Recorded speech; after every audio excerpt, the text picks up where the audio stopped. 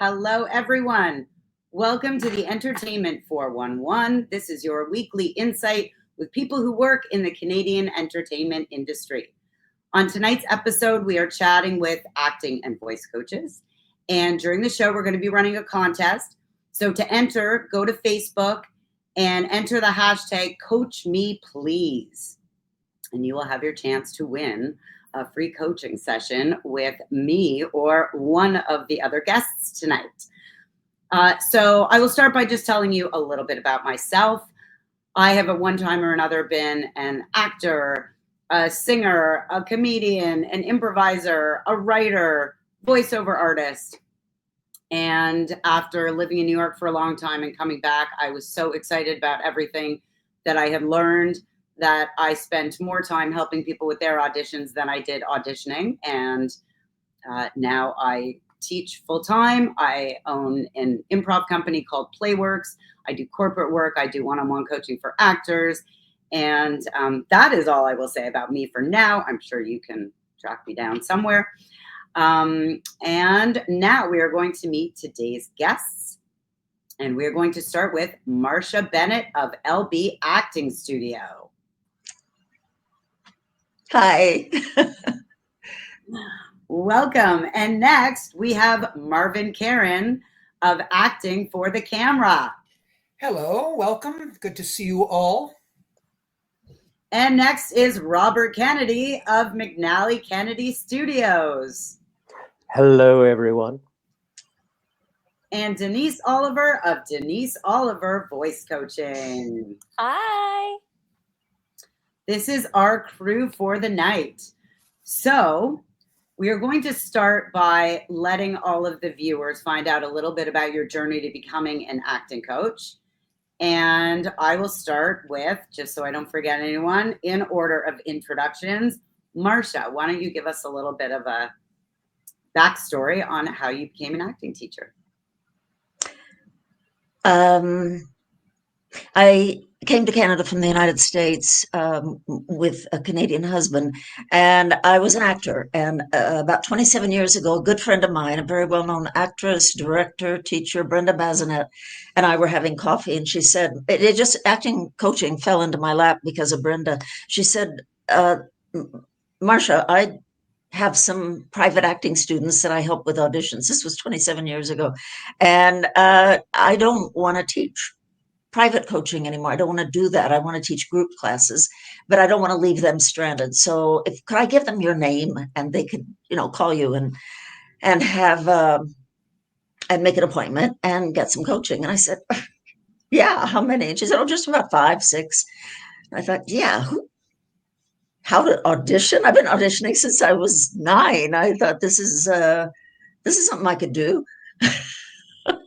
So she did give them my name. I ended up being called, and back in those days, and I'm sure Marvin will remember because we've both been at it a long time in terms, but you had a studio, and I didn't. So I made house calls, and I had a Pearlie's, there was no GPS, had a Pearlie's map on my passenger side of my seat. And I did house calls for years until I got an office started in my apartment. And also took students in here. But I would help people auditions while standing next to their bunk beds in their bedrooms or their rec room. And I found out I loved it. And I had a lot of, by chance, because that's what Brenda had, were younger clients. And I think my first one was 7 years old, a little boy who lived north of the city. And his mother said, can you come up to visit at my house and coach there? I said, sure. I didn't know where that was, where she lived, hence the map. I was really grateful that it just came to me by chance, and I loved it. I loved all ages. I loved working with people and was working without a camera. It was such a long time ago. So I fell into it, and I still embrace it. Amazing. Amazing. All right. And Marvin.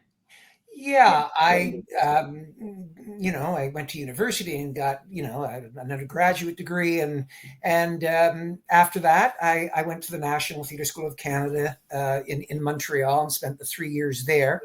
And I was acting here in Canada, and I spent some time, 4 years in Los Angeles, doing, pursuing the career there. And I came back to Canada, and I started studying with the late great David Rotenberg. And I got my certification in teaching. I went back to school. I got my Bachelor of Education, then my Master's of Education at U of T. And I would just supply teach. Right? I would never take a permanent position. And I think there's a number of actors who do that. And, when things were slow, if I didn't have an audition or I wasn't out on a set somewhere, I would go and teach. And I continued to study with David at Equity Showcase Theatre. And having worked with kids after a few years, I proposed to the powers that be at Equity Showcase Theatre, how about I start a class? I mean, David is focused on adults. Does the idea of perhaps running something for adolescents, maybe from 13 to 19 or 12 to 20 or whatever, does that interest you at all? And so started there, and then graduated in quotation marks, because I think teaching kids is every bit as valid and valuable as teaching adults. But then I started expanding the circle and working with adults as well as younger people. Equity Showcase Theatre, I don't think it's around anymore. But if it is, I haven't taught there for years. I do operate out of studios all over town. And that's been my journey. So I sort of operate on an ad hoc basis at various studios around town, gone over to England and taught at the Actors Centre, which was the professional development wing of the British Actors Union. And next month I'm in New York, and I'll be running a workshop down there for some actors being put together by DeAndre Woods, who was up here doing Hamilton last year and has become a good friend of mine. So that's my journey to acting. Amazing. And Robert, what about yourself?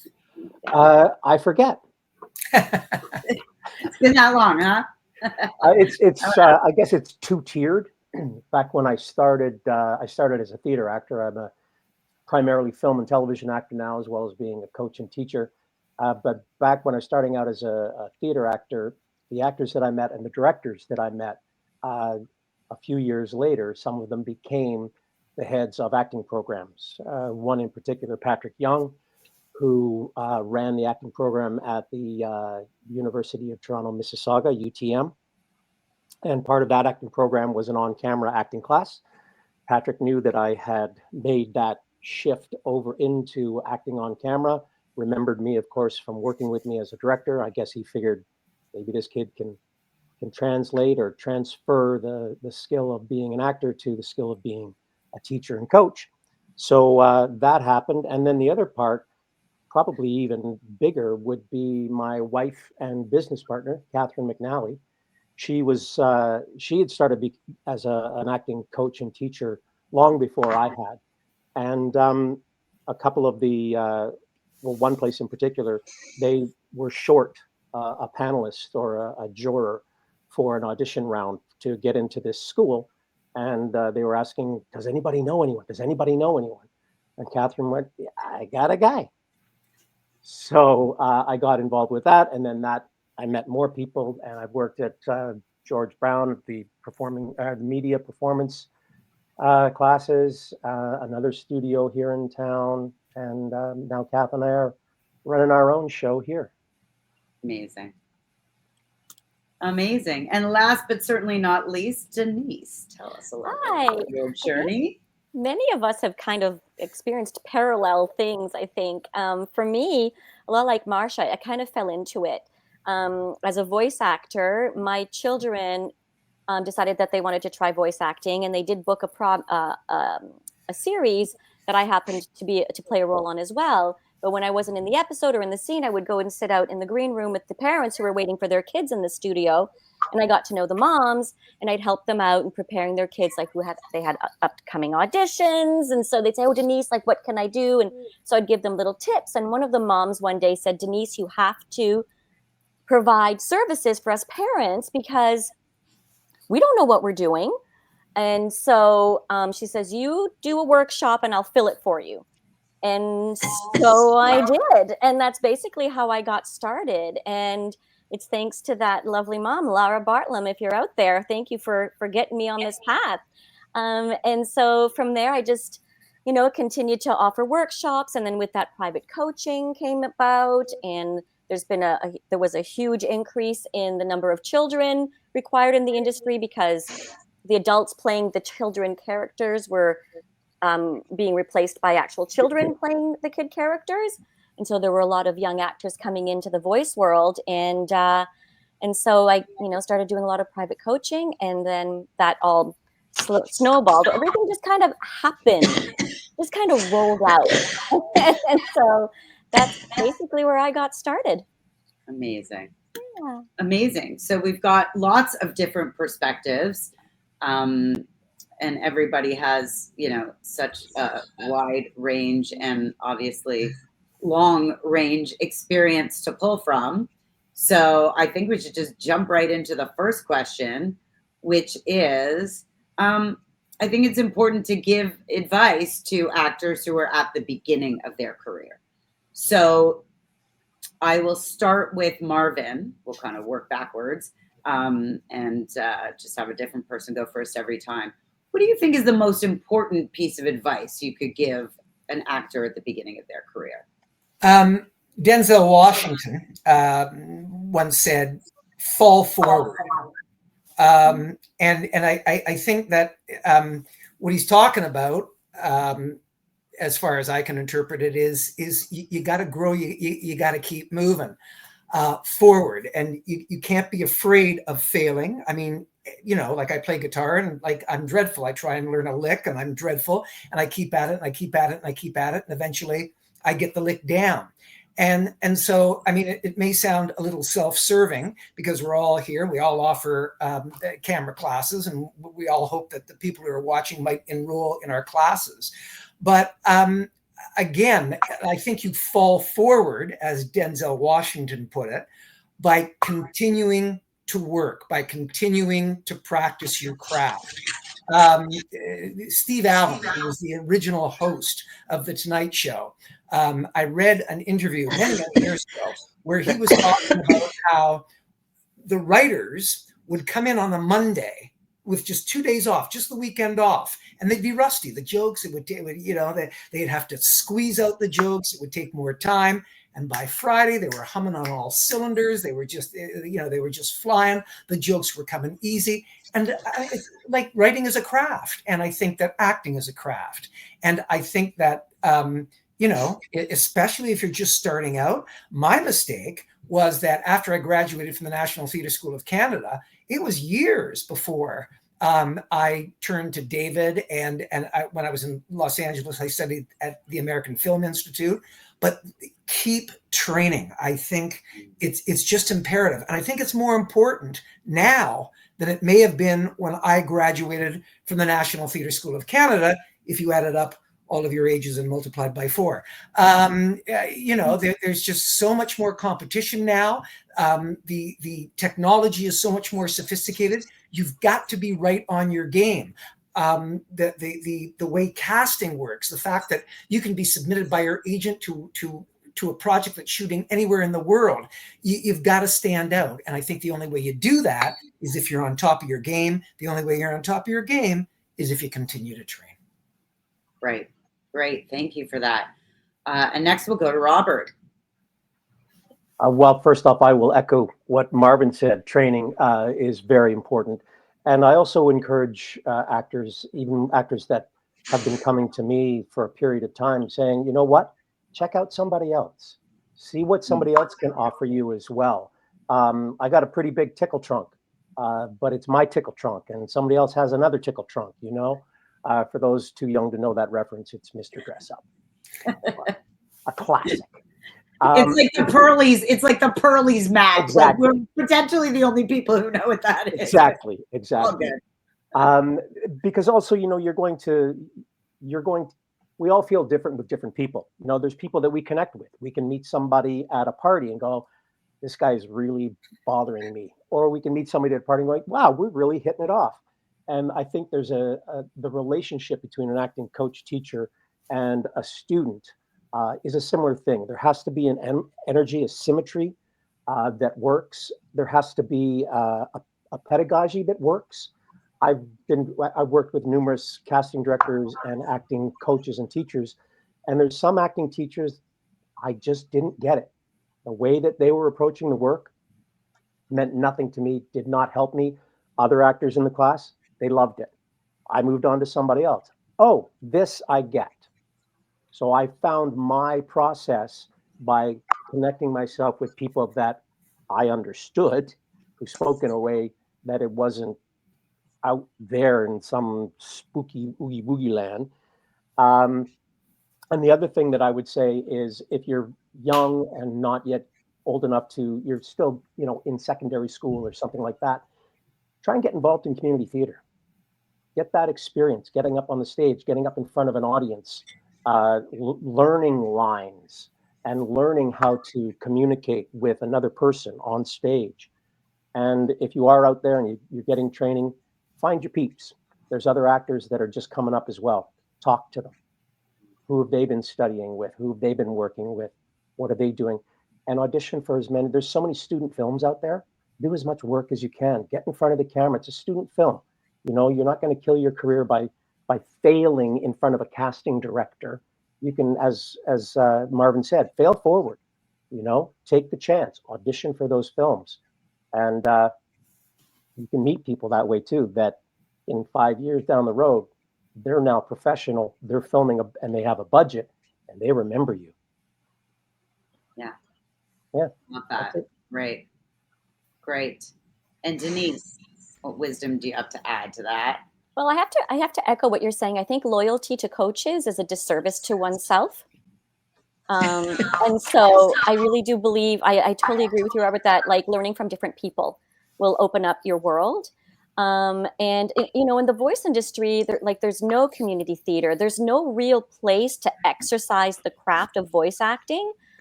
But, I would say take the workshops, do some private coaching, watch cartoons, watch all kinds of cartoons, video games, even if you're not a gamer, you can still work in the video game world, so get familiar with how they do things. And I guess, I just want to kind of keep it short to give everybody an opportunity to chat about this. But if you're going to watch cartoons and you want to develop your craft, do it with your eyes closed. Don't watch the pictures. Listen to the actors. And you'll and come into the world of voice animation, because I can basically only speak to that in this forum, but with a desire and a freedom of play. Acting can be super embarrassing. But, if you're willing to play and you're willing to make an idiot of yourself, then you'll do great, because then you won't have to, you're not going to be on the outside looking in. You'll be right in the moment, in the exercise of playing. So that's my 2 cents. Love it. Love it. Okay, Marcia. Not much I can add to all that good advice. As I said, although I've coached all ages and taught all ages, I do find that for younger performers, let's say 9 to 17, 15, 16, I would also say find ways to act, as Robert just indicated, audition for a play. And if you're not in Toronto and you're in St. Catharines, make a short film on your iPhone.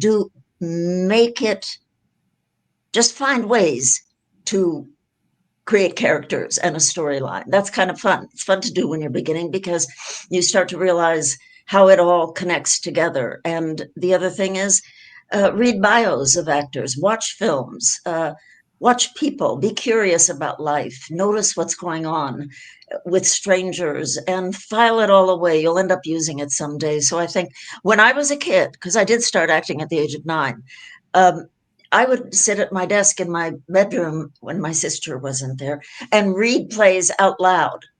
And I would literally become every character. When the character changed, I would change. It was just an impulse I had to create these characters. And I just did that on my own, but I feel the effects of it still. So I would say find ways to keep the imagination going when it comes to exploring a story and reading out loud. And it'll all these other, things that people suggested are absolutely, once you're at the age or in the location where you can take classes, and now on Zoom you can take a lot, do that too. Improv is great, as I'm sure you know, Lori. So all those things help. Amazing.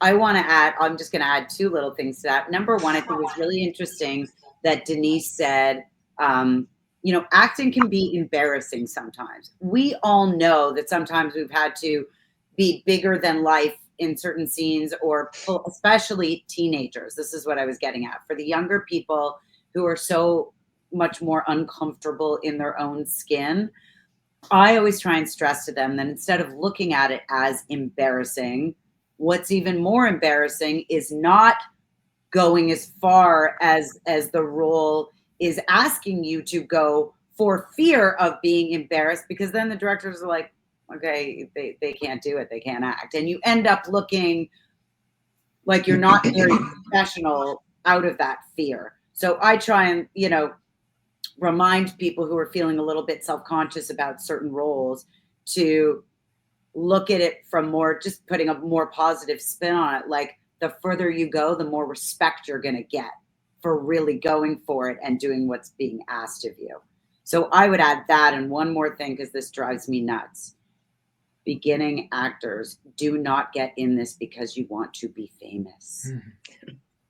I can't. I'm sure all of us on this panel know famous people and can tell you all the reasons why all they wanted to do was act, like all of us and all of you. And then one day they just hit so big that their life is completely changed forever. So I think going into it because you have the love and the passion for it is the way to go. Because I always ask students that, what made you want to become an actor? And when they say, I want to be famous or make lots of money, we got to shut that down right away. So I just had to throw that in there. Just my 2 cents. And the next question, which may differ because Denise is the one on our panel who is a voiceover coach. It may be a lot more important to have a demo reel for voice, but I would like to know everybody's opinions. How important do you think it is? So we'll let Denise go last, because I know there's probably even more reasons why voiceover demos are crucial, and maybe not. So why don't I start with, let's start with Denise this time. We'll just let you get that out of the way. Because now you're probably going, wait, I don't even agree with what she said. So go for it. It's interesting. People will say, do I need a demo? Yeah, I think demos are very helpful. It's a good tool. It's a good tool, especially for your agent, to be able to promote you to people, to say, hey, so-and-so has a new demo. It kind of keeps the people fresh in people's minds. A lot of people who are doing non-union work are doing it through websites. So they need a demo on that website for people who'd want to hire them to go and listen to what their skills are.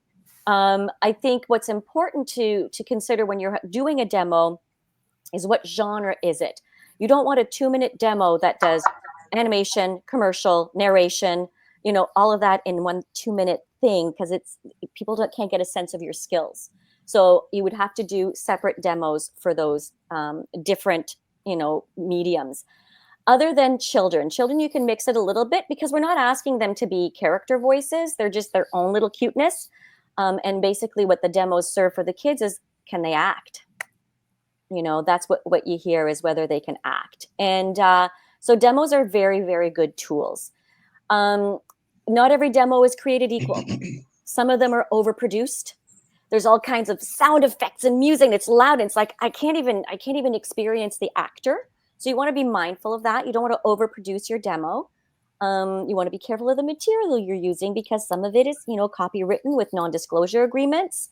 You don't want to use something that hasn't aired already, that hasn't been broadcast. So you have to be careful if you're creating your own work at home. But demos are definitely a great tool to have as a voice actor. Yeah.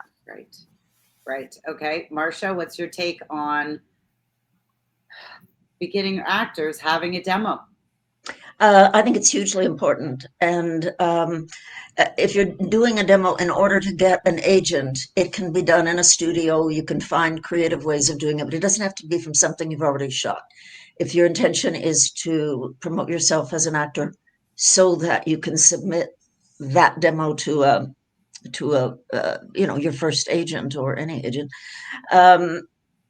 it should be about 2.5 to 3 minutes long. I think it's important because they want to see a range of characters, not so each segment does not have to be a little film, although editing is important.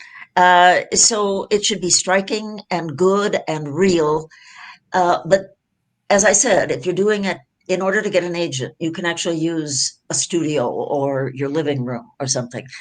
If you're putting it on IMDb Pro, you will want to have clips from films you've done, which is, again, as Robert mentioned, do short films, student films, all that, and collect enough that can be a professional looking demo, real from finished, productions. But it is very important. Agents will often want, I know this for a fact, because I help a lot of people in their quest for agents, and they will meet a person whose headshot they love, and they say, then the next step is send me some scenes that you've done. Choose 3 scenes and send them to me. Choose 2 scenes and send them to me. Choose this scene that I'm going to send you. Put it on tape and send it to me.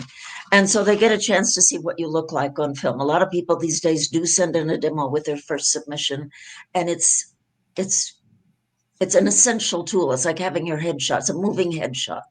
So I'm all for it. It puts a lot of pressure on the youthful client. I know that. To select a scene and to actually get coaching for it, because it matters that it be good. So I think it must be considered carefully. The scene needs to be something you could theoretically be cast for, and hopefully a variety of things, and have it well done and send it in. Doesn't have to be shot like a movie, but if care isn't given to it, it will in fact look careless, and that's not going to get you as far. Great. Okay, so when I'm asking Marvin and Robert this question, I think we need to be more specific.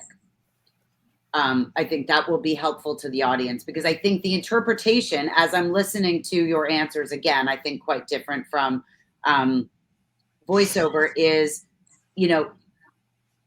before COVID, when we used to be able to go in for auditions on a regular basis, that was the way. Of course, it was hard for an agent to get somebody in the door right away if you hadn't had any experience. And the question becomes, how do you get experience if nobody will give you experience? So assuming someone has done some decent looking on camera work, I think it's safe we all agree that a demo is really important, necessary, and obviously easy to achieve. The way I'm going to pose the question to you two is, if you don't have that, is it, in your opinion, going and just getting some friends and like doing some well-produced scenes, like in a studio, and just sending them as though they were a self-tape audition? Because I know some people who try and like produce their own films and are like, this is my demo reel. And it's like, don't send that. That's going to work against you. Right. So let me start with Marvin and then Robert. Tell me your thoughts on that. I think it's pretty binary. Demo reels are essential. They're just like, like a doctor's got to have a stethoscope, a GP or whatever. You got to have a stethoscope. It's just an essential tool in the 21st century. So that's the bad news. The good news is when I graduated again from NTS, like many decades ago, we didn't have this technology, iPads and iPhones. And when I shoot auditions, when my agent calls and invites me to audition for something, I've got a little camera and a tripod and a backdrop, and boom, and you put something together.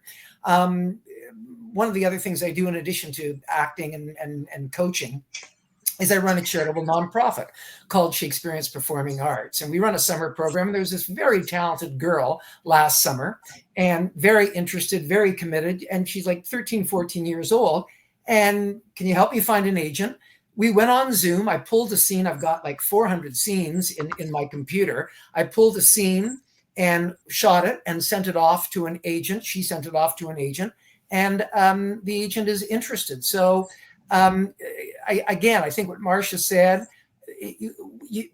nobody, no agent is looking for state-of-the-art technology. You don't have to go to CBC or CTV and spend thousands and thousands or tens of thousands of dollars to put something together. All you need, all they're looking for is a sense of who you are and what they can sell. You know, they're looking for your essence. And that can be done, as I say, on an iPad or an iPhone.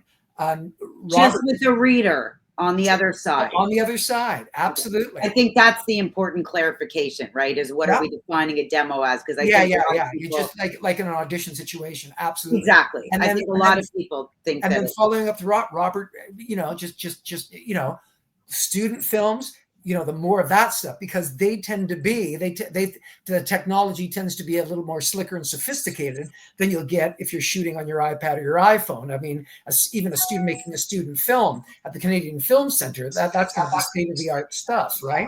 So do as much of that as you can, but failing that, yes, get an image, you got to have a demo, but I mean, nobody's going to hold it against you if it's been shot on an iPhone or an iPad.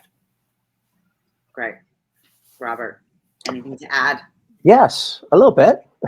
Good. Demo reels are incredibly helpful, and we all seem to have broken it down, and rightly so, into two different kinds. There's the kind when you're just starting out, you don't have rep, and you want the agent to know what you can do. So yes, you can put together a demo reel, and you can either hire a professional like myself, Marcia, Marvin, whatever, to help you with that, because we will have material, we will meet you, we will get a sense of your energy, and we will be able to choose material that is appropriate for your age and your energy and all of that stuff.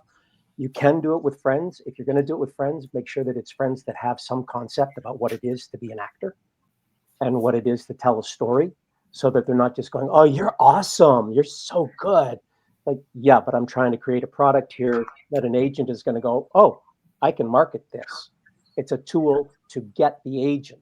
Not necessarily that the agent is then going to take that demo reel and send it to casting. It's a different kind of demo reel.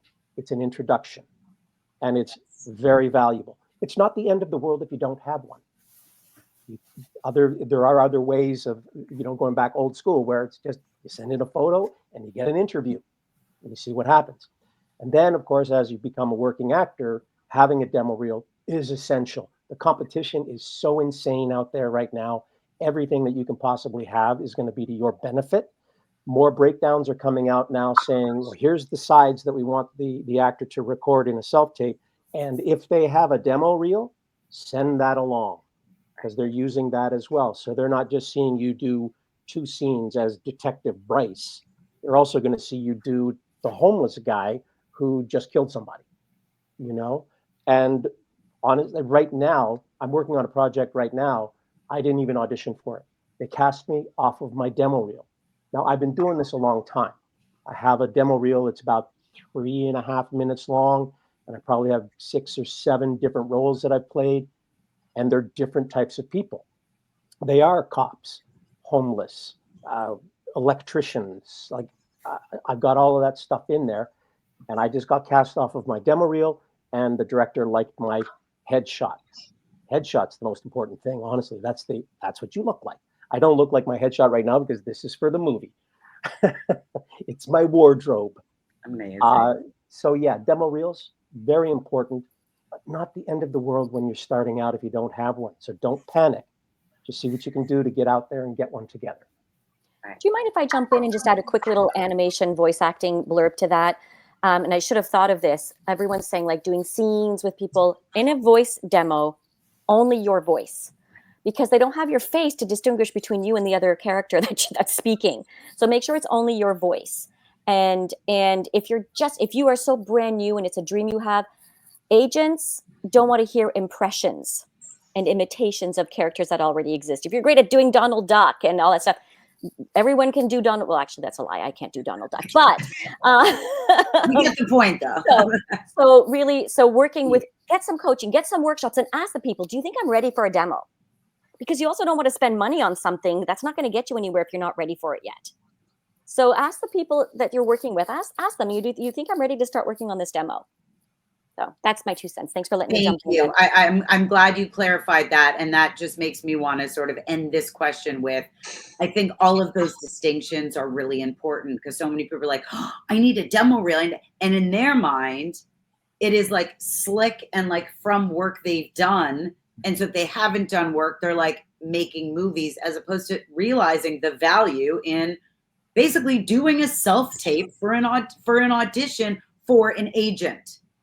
So I just wanted to, get all of that out just for clarification. So thank you for that. In the name of Tom, oh no, first we're going to take a commercial break, everybody.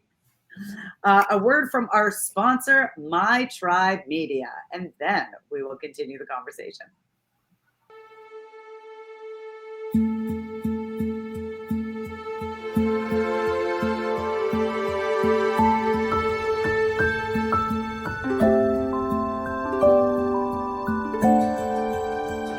Good director who gives you good notes. I'm going to be a bad director who gives you lousy notes. My Tribe Studio, a versatile space for your projects, a space to find your tribe. Okay, and we are back. So first, an announcement. If you are interested in studying with any of us, check out the training and deals section on the eBoss website.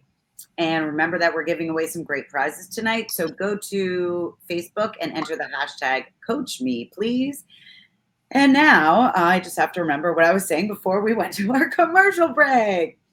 I know what it is. This next question. We could all go on for hours about this next question, okay? Because there's a lot. I'm going to challenge all of you and myself the way we would challenge an actor. You know how sometimes you have to go to an audition, especially if the people that you're auditioning for don't know you unless they, so tell me about yourself. And if you're doing that on a self-tape with a new actor, they just kind of like go on and go on and go on with like all the, and then it's like, no, we need like give us the headlines, right? So in the name of time, let's see if we can challenge ourselves to start, and then maybe we can build on it after. But I think all of these questions are really helpful. So I just want to make sure we have time for all of them.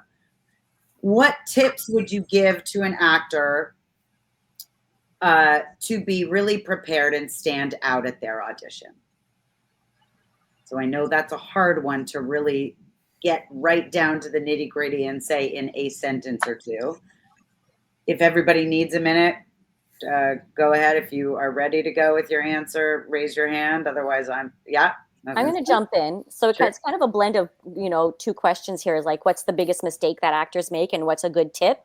Well, it's funny. That was the way it was worded. And I was like, yeah, well, let's focus on not what they shouldn't do, what they should do. So just try and.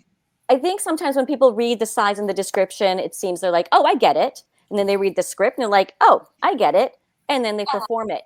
And so they think, oh, I'm feeling this. It's my instinct. It's my instinct. And the thing is that every actor is getting the same breakdown. They're getting the same script. They're getting the same lines of dialogue. They're going to be saying the same words, the same exclamation marks, the same question marks. So what feels like instinct on first read is usually actually what's obvious. So instinct, be mindful of thinking that what you feel is instinct might actually just be obvious and you're going to do it like everybody else. So go deeper. And typically with voice auditions, you do 2 takes. So if you're going to do 2 takes, if you're going to do a voice that's up here and then a voice that's down here for that character, if it fits, whatever, make sure that if you're performing those lines of dialogue, that it's not just the voice that changes, it's the delivery of the dialogue that changes as well, right? So you're not saying the lines the exact same way every time with 2 different voices, but you are 2 different interpretations of that character. So what feels like instinct might actually just be obvious. That's my tip. Be mindful of that. Okay, great. Marcia? Yeah, this question is an interesting one, and I will try to be brief. But my first thoughts, where my brain went first, was don't try to control the audition.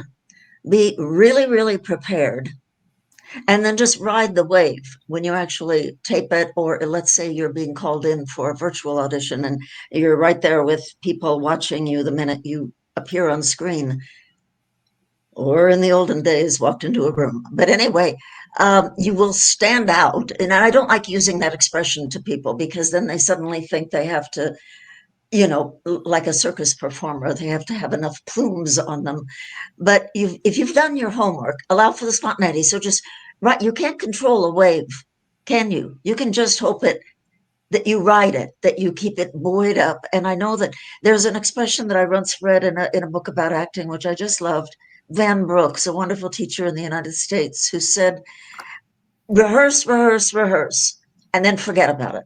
And he said, like ice on a hot stove, let it ride on its own melting.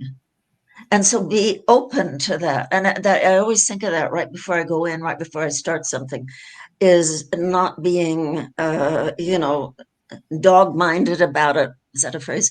And so I think that's what I try to convey to people is you don't have to do it the same way each time. You don't have to be perfect. You can't be. I'll shut up. No, that's great.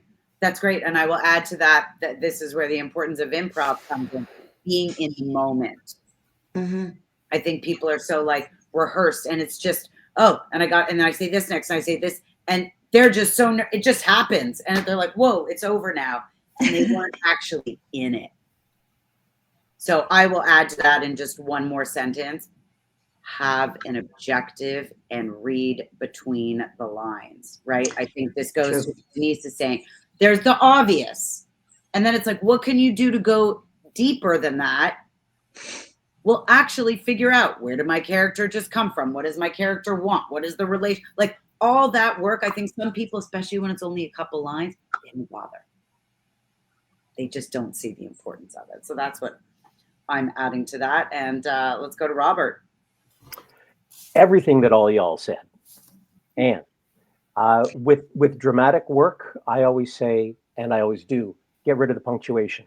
I don't pay any attention to commas. I don't pay any attention to periods, exclamation marks, even questions sometimes. If the line feels like a direct response and I'm not hampering or shifting or changing the story at all, I'm going to get rid of that question mark. And I'm going to accuse as opposed to ask you to explain. So get rid of the punctuation mark with dramatic work. With comedic work, pay very close attention to the punctuation. That is rhythm, that is pace, that is timing, that is important. So those are two different camps. The other thing, so those are all things to do. One thing not to do is don't try and go for your Oscar moment. Know what your role is. And that's what no, you don't have to go, is the coffee good? You can just ask, is the coffee good? Because that's your role. You're not there to steal the scene. You're there to be a part of the scene. So be that, commit to that, trust that, not to sound like a self-help group, but you are good enough. You are worthy. Bring yourself to it. And that is going to help you find those little nuances where you're going to be a little bit different than the other actor. Because yes, the similarities are going to be there. And find something unique that doesn't change the course of the story of the scene. And have fun. It's play, it's acting, it's pretend. Go back to being 5 years old and have fun. I think a lot of people forget that. And funny enough, I will say, speaking to the Oscar moment, if anyone right now is just a background actor, and I don't mean just like meaning that doesn't mean anything. I mean just meaning you're not at that place where you really want to start auditioning for having speaking parts.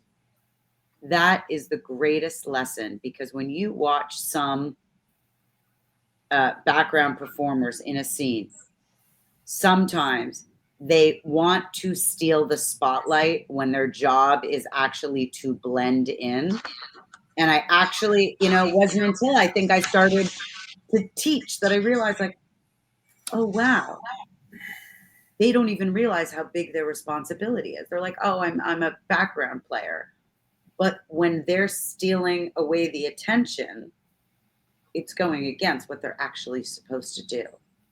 So that less is more thing, I think you can learn a lot first from either being or watching background performers and remembering, to what Robert said, it's not your Oscar moment. It's about you just, placing the coffee on the table, and it's De Niro and whoever else in that scene that are supposed to get all the attention. And the more you just blend in and don't make it about you, the better it looks and the better your acting is.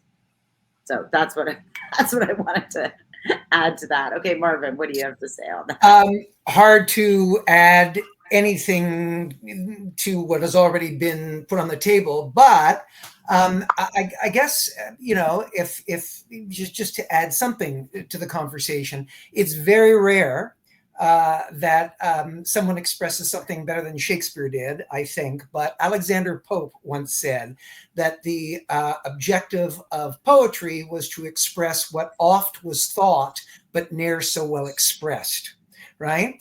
And I think that if you want to stand out in an audition, it's finding that balance between giving the screen something that's totally familiar, but fresh and original at the same time.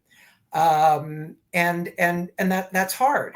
And then again, just circular is something that somebody said, I can't remember now which person, but Jack Nicholson was accepting the AFI honor, and he got up and he made his speech, and he said something which I share in, I think, every acting class I've offered over 27 years. He said, you got to do the preparation and then let her rip. So both are vital and important and crucial. You got to have a technique, but then you got to blow it off, and then you've got to, as Robert said, you got to be in the moment and you got to play. But to stand out, yeah, I think it's a matter of finding something familiar that the audience recognizes, because our job really is to show audiences what little some slice of life is all about, and if it's foreign, if it's alien, then they're not going to be comfortable with that, or they're not going to recognize themselves in that. But if it's too familiar, then it's dull and bland and washed out and boring. So it's finding that balance. I think that's maybe my advice for doing what you need to do to stand out. One of my first acting teachers, he was an acting teacher, said, you got to blow it out your ass. Okay. I didn't know what that meant until I did a scene from a play, and I walked up to him and I said, I blew it out my ass, didn't I? And he said, yeah, you did. Okay. That's great. And now, sort of adding on to that, I think this question can be interpreted two different ways. So I'm gonna let you all have your own interpretation of it. What would you say are the two most important questions? It says questions that an actor should ask how best to play the role. So without making any assumptions, obviously that could mean ask themselves, which is my interpretation of it, or if you're lucky enough to ask the director. Are we at least in agreement we want to stick to questions that you should ask yourself once you've read the script? Okay. So going on that, two things that you think are the most important questions when looking at a script that you should ask yourself to inform the character and your choices.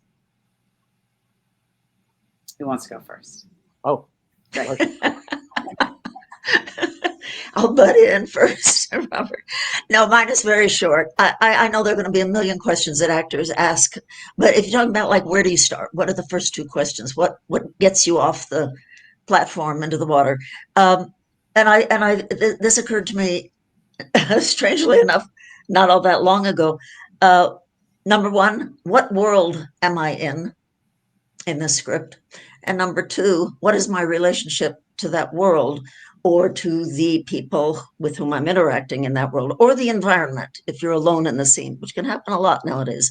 The scripts today are quite bizarre. Some of them are quite normal, Lifetime movies, family movies, and some are Stranger Things, literally and figuratively. And so that's what I'm starting to ask. What world am I in here? And then what is my relationship to that? Well, it's just a good starting point. And that's all I have to say about that, because I know you all have good answers and I want to hear them. Good. Okay, let's go to Marvin. Two questions. Again, I think I'm going to be brief as well. I think the two essential questions are, what does my character want? And how am I going to get it? Right. And then sort of like a subsidiary of that second question, the thing to keep in mind is that once you know what you want, it's really crucial, it's really critical to find different tactics to achieve whatever it is you want. If you want somebody to marry you and you're playing the same note, not going to be as interesting, not going to be as compelling if you're playing the same tactic to get that object of your desire to fall in love with you. So again, that's basically it. The two questions I ask myself when I get a script from my agent: what does my character want? How are they going to get it? And then subsidiary to that is, what different tactics will they use to get whatever it is they want? Great. And before we'll get to Denise next. Hopefully all of the actors are writing these all down, because we're not assuming that someone's first two questions are the best. Everything we say are the questions you should be asking yourself before you submit yourself to, and before you actually are like happy with what you've done. So just had to say that. You don't have to pick two and then ignore the rest of them. Okay, Denise.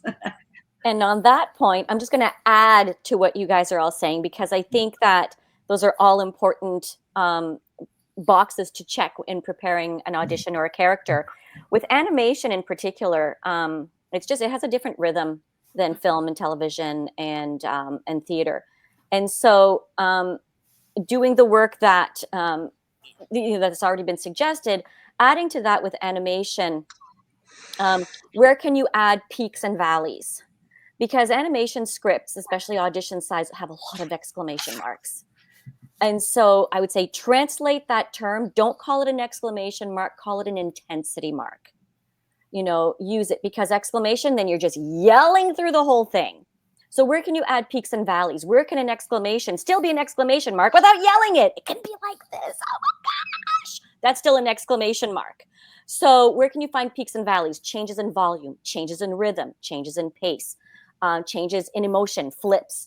They're all in there. There's a formula to any type of script and dialogue. So where can you inject peaks and valleys instead of staying one note all the way through?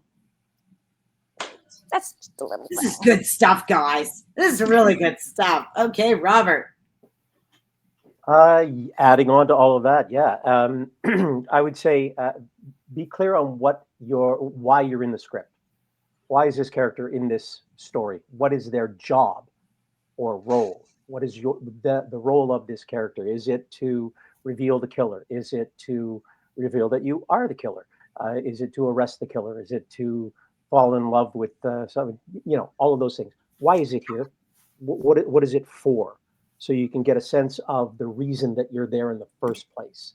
And then following that, I'm repeating, of course, what Marcia said, but who are you in the scene with? What's your relationship with them? I think that's really important, because it informs how you interact with them. If you're with someone in the scene that it appears you trust them, you're going to behave in a certain manner. If you are in a scene with someone that you are nervous around or you fear, you're going to behave in a certain manner.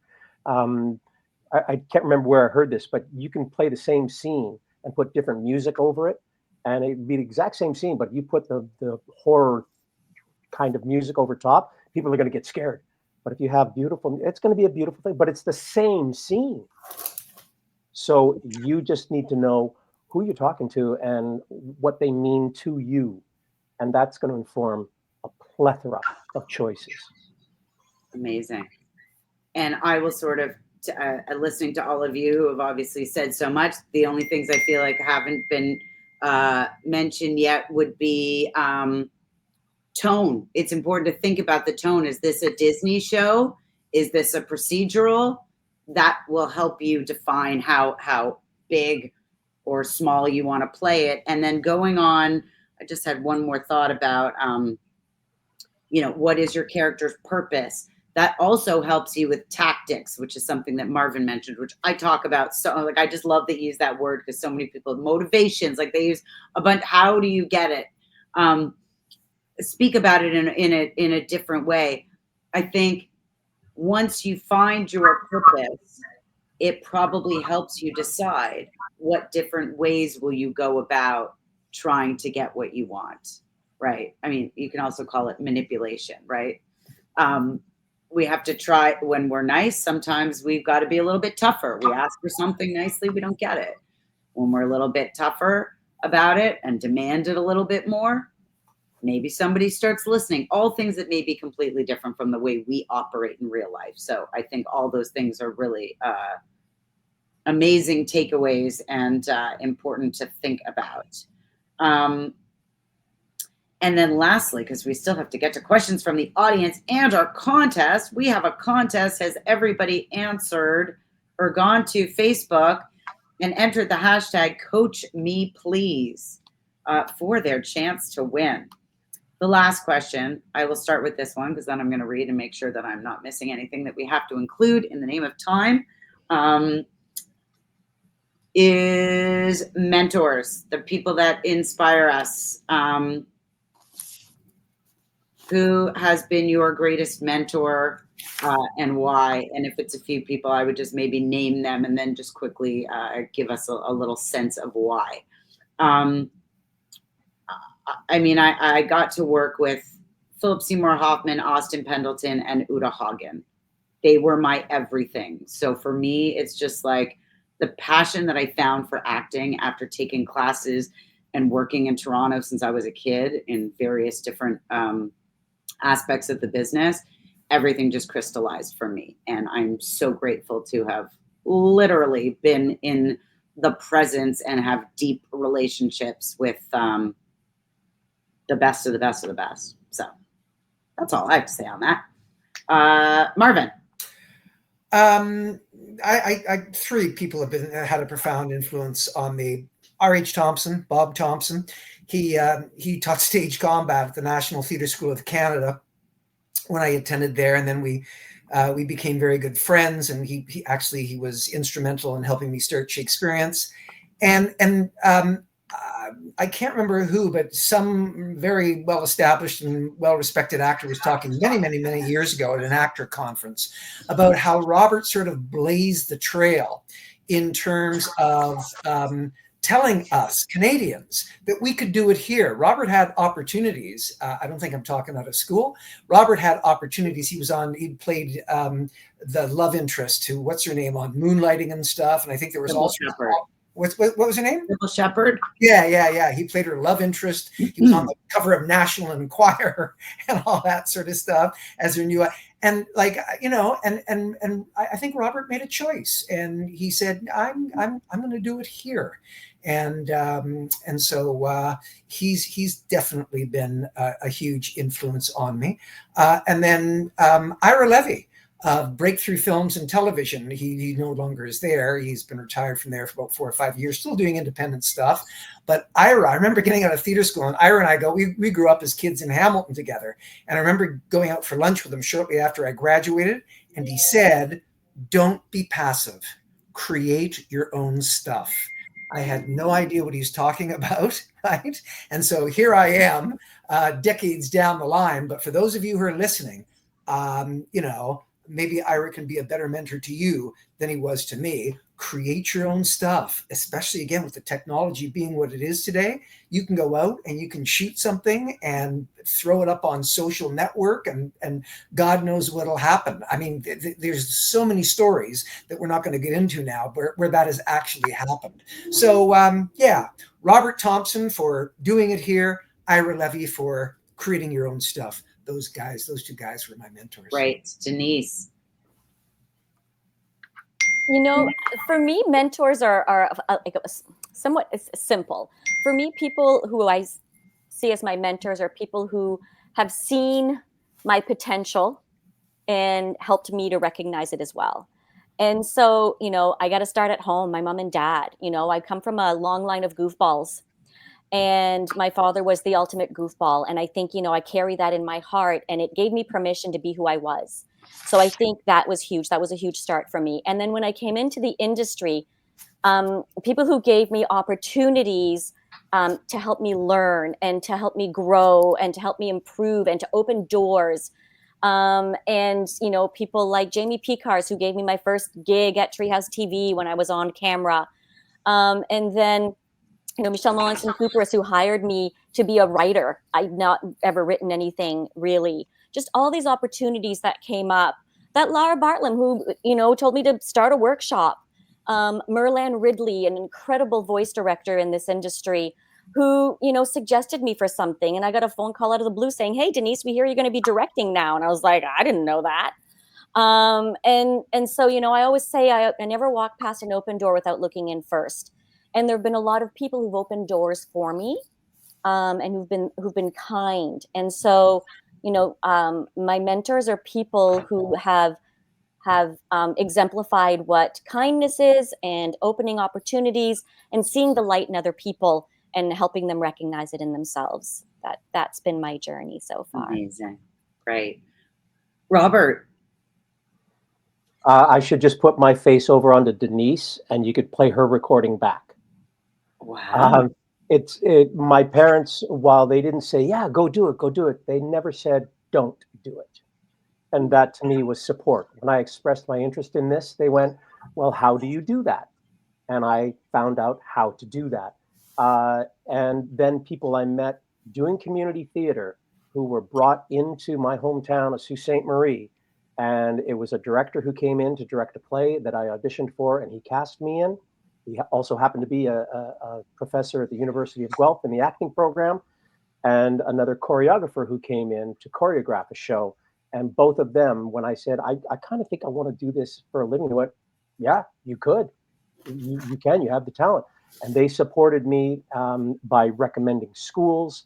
One supported me by letting me live at his place for a month because I was out of town doing a play and couldn't get in to find a place in Toronto before my first day of school. He said, "Well, stay at my place until you find a place." That kind of support. So it wasn't any one actor that I looked at, or a teacher or anything like that. I've had a lot of great teachers, and then I moved on to other teachers. It was the people saying, "You can if you want to," and sometimes guiding me to find those opportunities and introducing me to more people, going, "You're doing this play, you're looking for someone that can do this. Robert Kennedy, check him out." That kind of thing. That's mentorship to me. People, as Denise said, people that believe in you and the talent that you have and the desire you have. Amazing. Well, now I feel bad that I didn't mention my parents or anyone else, but in the name of time, I was just picking my top most important. That was your Oscar moment. Parents, I love you all. Yeah, all four of you. In the name of time, because we still have to get to a few things. Marcia. Oh, the mentor question. I will go straight to the best mentor I could ever have asked the heavens for. My high school drama teacher, Lenore Cupp, who gave me the best roles ever. We did high school drama. We did really good plays like Anastasia and and The Lark, and she just handed me lead after lead after lead. I'm sure my other classmates grimaced every time they heard that, but she never coddled me. She taught me discipline. She taught me how to commit myself to a process of rehearsal. She did not let me become a frivolous actor. She helped me get a scholarship to the Cherub program at Northwestern University when I was 16 years old. She helped me get a full scholarship in drama at the university in my hometown, Evansville College, at that time. And she remained a lifelong friend. I talked to her the night she died at the age of 85, and she stayed always a shining presence in supporting me and helping me along the way. And I just think I had other teachers too, but Lenore in high school stands out. Amazing. All right. And is everyone using the hashtag Coach Me Please on Facebook? All right. We're going to get to, do we have a question from the audience? If not, it's contest time.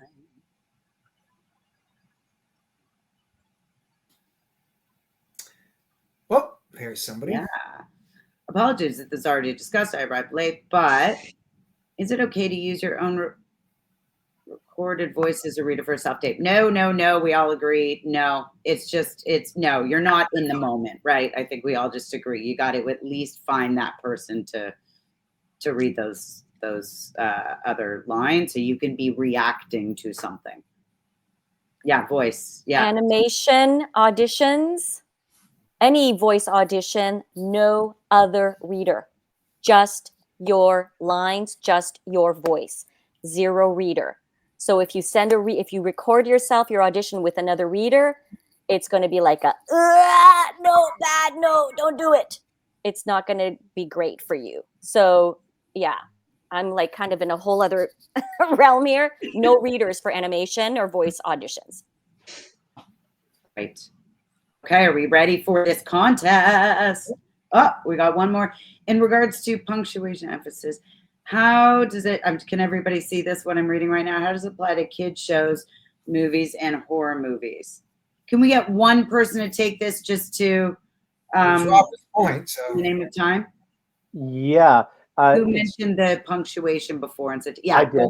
Robert. It's not any different for kids. It's the same thing. If you get caught up in trying to hit the punctuation, you're not focused on just being in the moment, having the experience, taking the journey, whatever phrase you want to use, how you want to categorize it. So kids may want to be perfect, and they don't have to be. That was something that hasn't come up, being word perfect in an audition. You don't have to be. You're getting 24 hours, if you're lucky, 48 hours, maybe the weekend. And they're not expecting you to be word perfect. They're expecting you to be interesting and castable. Word perfect, that can happen on set. Sometimes doesn't even matter then. I've been in every experience. But punctuation, emphasis, understand why they might have put that there, and then just make it your own. Put yourself in that situation and make it your own. Great. Thank you. So are we going to contest? I'm just trying to be mindful of time. Because I know after you hit the hour mark, you want people to still, for the audience, can you please enter the hashtag twice? Hashtag Coach Me Please. And then just because you're asking please twice, hashtag Coach Me Please a second time. So I think we're going to draw the names now. If not, I can talk about the upcoming guests while we're waiting, because that's what I do. I improvise. Hashtag Coach Me Please. Upcoming guests while we're waiting for that. She's going to play a bunch of slides. So I guess. Can I ask a question about the hashtag Coach Me Please? You said They have to put it in twice. Is it twice in the same post, or they have to post twice? Hashtag Coach Me Please. You're asking the wrong person. Because I'd be, if I had to put it in there, I'm like, what, do I put two different comments, or do I put it in the same comment? Maybe that's, I love seeing some familiar names in the comments too. Hi, folks. I don't see any. Well, I will just say this, because as soon as this, because I have a West Coast client that I already have pushed off a bunch of times because other things have come up. So I will have to jump off right away. So what I will at least say to all of you and to everyone watching while we're announcing the first prize. We'll get to that part later. Drum roll, please. The first prize is for a coaching session with me, Lori Pearlstein. It can be for improv. It can be for an audition. It can be just FYI, what information do you want? And the winner is, who's the lucky person? Ding, ding, ding. And then it stops on somebody. Wow. This is amazing. It's very cool. Oh, Stella Duncan, congratulations. I look forward to meeting you. That's very exciting. Second prize, free audition coaching session with Marvin Karon of Acting for the Camera. Lord Jones, congratulations. Yay. Amazing. And now, prize number 3, a free audition coaching session from Robert Kennedy of McNally Kennedy. Spin that wheel. I love this. It's very exciting. You got to be in it to win it, folks. Wow. Milo, oh, please, I hope I get your name right because there's a ... Arboleto Hearn, and I'm assuming there just wasn't enough room on the screen. So Juan, congratulations. Winner should email. I mean, we've got one more, but just in case I forget, ebosscanada@gmail.com. Our next prize, 60 second, only a 60-second coaching session. You get a minute. You get a minute, folks. Sorry, a 60-minute coaching session, general or for an audition, with Marcia Bennett at LB Acting Studio, and the winner is.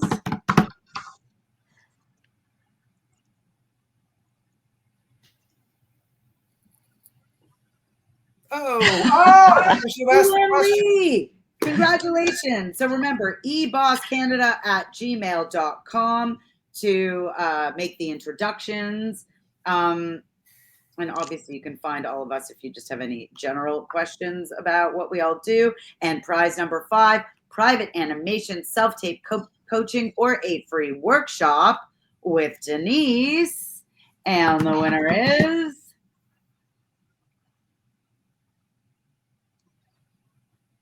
I was like, if eBoss Canada wins, that's not fair. LP Watts! Woohoo! Congratulations to everyone. I think that's really special that we do that. Like, I was even excited, and I didn't even know. I just get to meet new amazing people.